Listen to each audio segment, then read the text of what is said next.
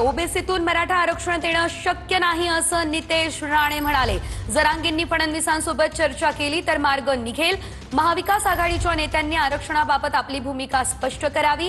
शिवाय जरांगेंच्या आंदोलनाला रोहित पवार रसद पुरवताय असा गंभीर आरोप सुद्धा नितेश राणेंनी केलाय।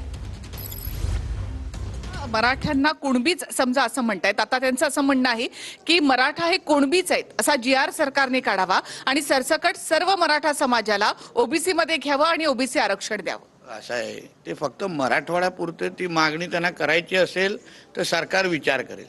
उदाहरण आमच्या कोकणामध्ये भावना वेगळी आहे। आमच्या इथे राहणारा कुणबी समाज, आमच्या इकडे असणारे मराठा समाज ह्यांना कोणाकडे अगर तुम्ही कॅमेरा फिरवला तर ते तुम्हाला सांगतील की आम्ही जिथे आहोत तिथे आम्ही खुश आहोत आणि समाधानी आहोत। म्हणून मराठवाड्यापुरतं अगर त्यांना ती मागणी करायची असेल तर त्याच्यावर सरकार त्यावर विचार करते आणि सरकार त्याच्या संवादामध्ये आहे।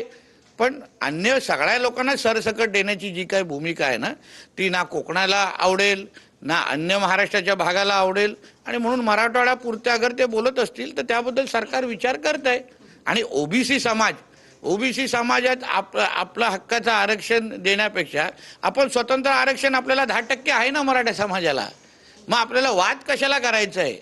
छत्रपती शिवाजी महाराजांनी 18 पागड जातींना एकत्र करून हिंदवी स्वराज्याची म्हणजे हिंदू समाजाला एकत्र केलं, ते आपण विसरता कामा नये।